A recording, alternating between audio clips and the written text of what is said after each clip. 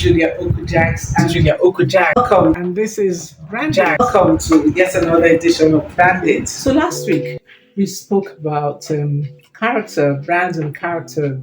And for some people, they thought that it's to do with only human beings, but it's not just human beings.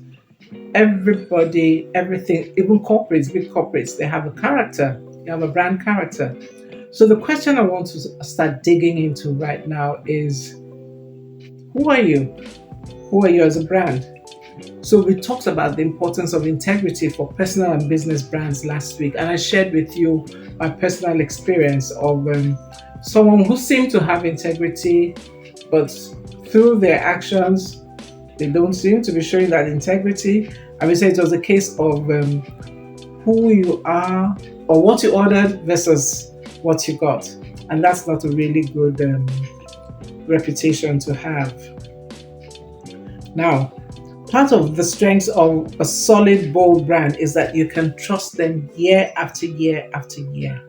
There are certain chocolate beverages that you buy, and when you buy them, you don't expect to see sawdust in them. You expect to see the beverage as it is. They haven't paid me to advertise them, so I won't mention their names, but they are there. There are at least 3 of them that you expect what you see is what you get. Now, if that trust is breached, that brand has to be responsive, immediately responsive, in order to make amends or explain. Now, why do I say that? Trust can be breached. Things can happen to a brand. No brand is infallible. Things will happen. Failures will happen. We learn from failures. I'll give you an example. One that happened to me, 2 examples. One happened to me and one happened to a brand out there years ago, decades ago, Tylenol.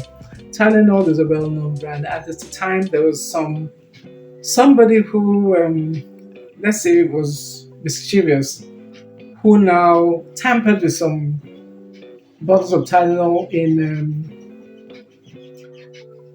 somewhere in America. Right? I can't give you the specific details, but it's all Googleable, And instead of healing, doing the work that it was supposed to do, these bottles of Tylenol, these pills were now making people sicker than they were supposed to be. And what Tylenol did immediately, once they discovered, was to remove everything in that batch of Tylenol, remove everything, and then reconfigure their tamper-proof jars and everything, bottles, to make sure that it could not be done again. And since then, Tylenol has not had any issue.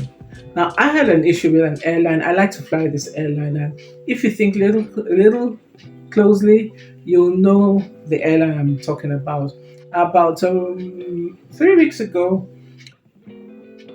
now I fly this airline almost exclusively. 3 weeks ago, I was coming back on a Sunday, and it was supposed to be a very early morning flight, 7:30, 8 o'clock. It was raining.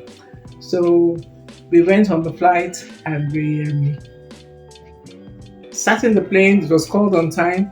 We sat in the plane taxied, we sat on the runway, and then we sat on the runway, and then we sat on the runway, and then they said something. They said, "Oh, we have to go back."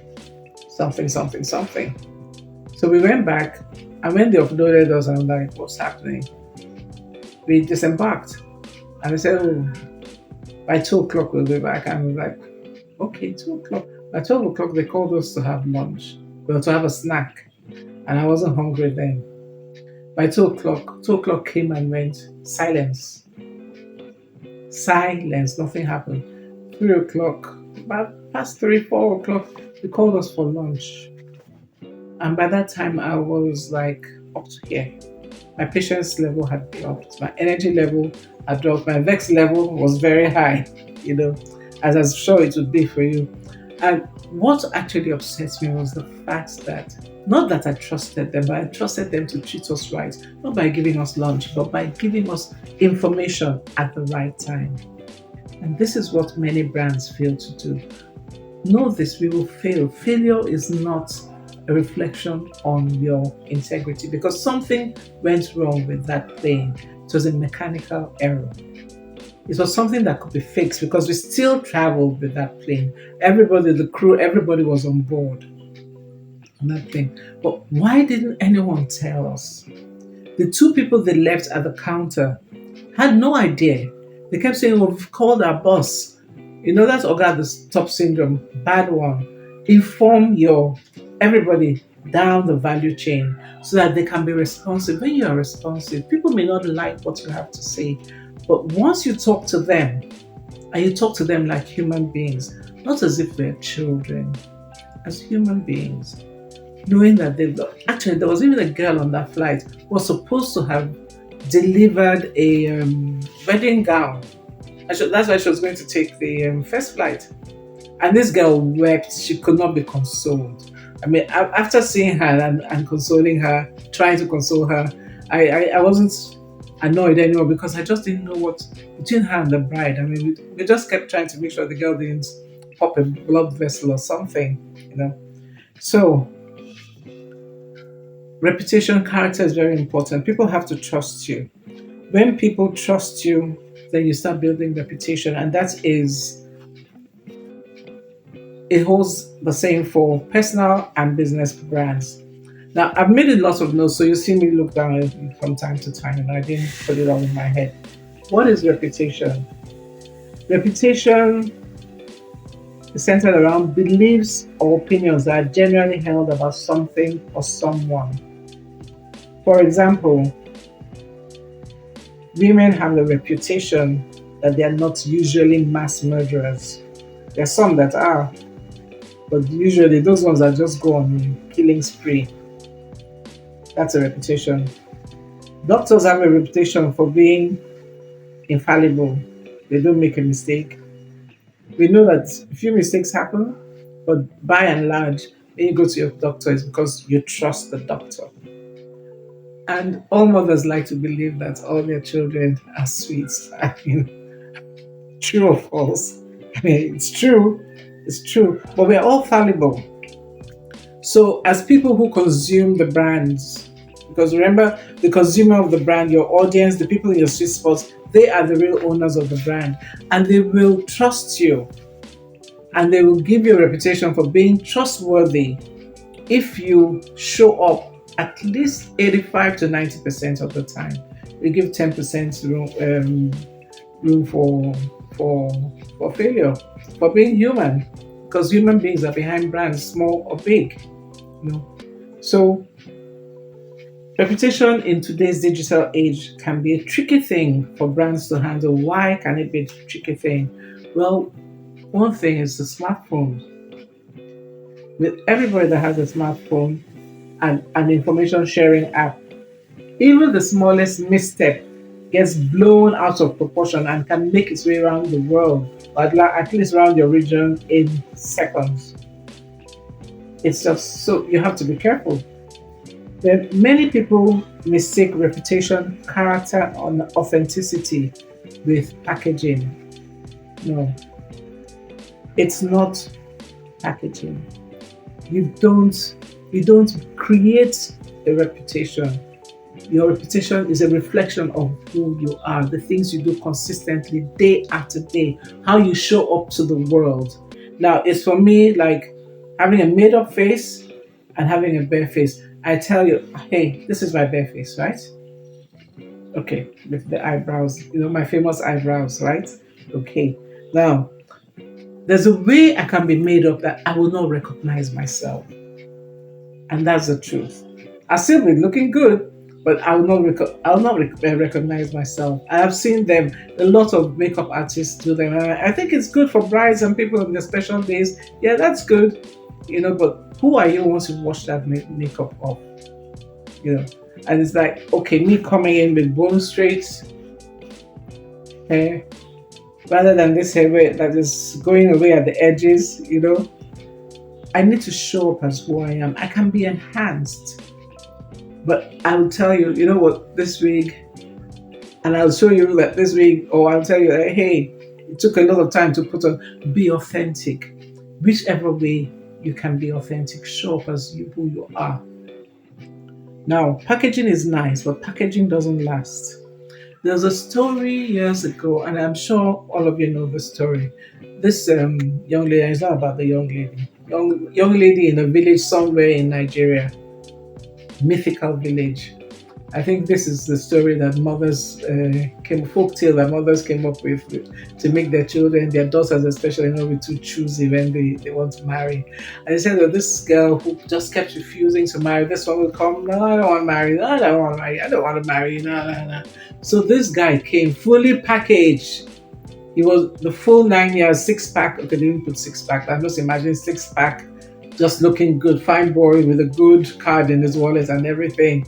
I said, yeah, that's what I'll marry. So she married him, and they were going back to his place, wherever that place was. And on the way, somebody said, oh, can you give me my arm that you borrowed and he'll hand over the arm? Can you give me the left arm and hand over? Can you give me the leg? Can you give me my foot? Can you give me my torso? Until this beautiful girl was now left with a skull. That's what packaging is. Eventually, somebody's going to take away those bits and pieces that are not authentically you. And guess what? She couldn't move away because that was who she was married. She was married. She was gone. You know, packaging can be a mirage. It's hard to keep up. It's like an accent that you really don't own. We used to call it locally acquired foreign accent, a laugher. You know, you start speaking like what you think British people speak like, or what you think American people speak like, and you mix it all up and put a little splash of Indian Z world, you know, there as well. So you're just all mixed up. People don't know where do you come from, you know. So character is real. Character is who you are when nobody is working, and that's what we should aim for. So these are some of the things that we should look out for and that we will talk about when we get to the brand lab. Now, let me tell you a little bit more about the brand lab. The brand lab is going to hold on Saturday, July 22nd, and it's going to hold online virtually. You're still in time for the early bird. It's 22,000 early bird. And who is going to be there? You're going to be listening to Steve Babaiko. You're going to be listening to Blessing Eleya. You're going to be listening to Geraldine Oku. You're going to listen to Uche Noro. You're going to be listening to me. And we're going to take you, it's going to be a roller coaster from how passion is not enough, because we always say it's passion, it's passion. And you dare not miss Steve Babaiko's keynote address. He's going to address us, and you need to listen to him. And then everybody else will now break it down from, do you even have a business? And if you don't have a business, the nuts and bolts of how you can build a business, and then how you can manage your money. Then how do you look? How do you appear to the world? And then I will take you on the personal branding and why it is so important to us. So please click on the link above and register now for the Brand Lab. This is our first edition. It promises to be what we like to call over here another banger. I'll see you next week with another edition of BrandIT. Take care and keep shining in all you do.